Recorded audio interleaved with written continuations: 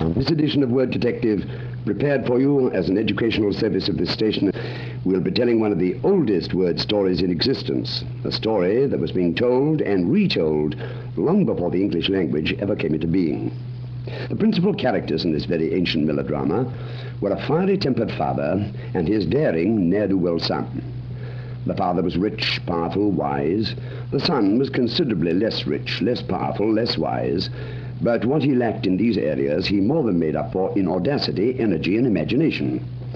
He had another talent, too, the talent for getting himself into trouble. The occasion that concerns us here was the time the wayward young man sneaked away from his father's household with some of the old gentleman's most cherished secrets and revealed them to the outside world. This particular prank proved to be the young man's undoing, for the father of the family was a firm fellow without a single blood is thicker than water sentiment in him. He corralled his ne'er-do-well offspring and submitted him to a siege of punishment, which was not only torturous but long. The length of the punishment? Forever. By this time I imagine you've surmised that this is not a true story, and you're quite right. The father I've been speaking about was Zeus, according to Greek mythology, the most powerful of all the gods on Mount Olympus. The story of Zeus and the ingenious punishment he devised for a disobedient son is one of the oldest of all Greek legends. For revealing Zeus's secrets, the great god's heir was condemned to hang, tormented by perpetual thirst and hunger from the branch of a fruit tree rooted in the marshy lakes in Hades.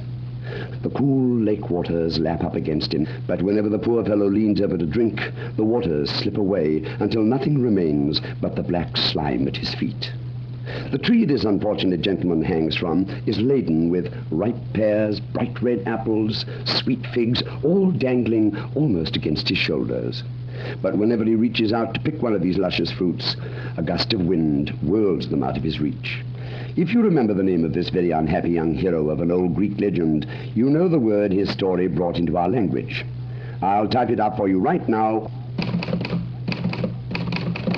The name of Zeus's ne'er-do-well son, condemned to perpetual punishment, was Tantalize. Our word, of course, is tantalize, the verb meaning to promise or show something desirable to a person and then remove or withhold it, or simply to tease. Tantalize may or may not have been a real person, but his contribution to our vocabulary is very real indeed. Now, here are the ingredients for tomorrow's word story. The most famous hangman in Britain. A word,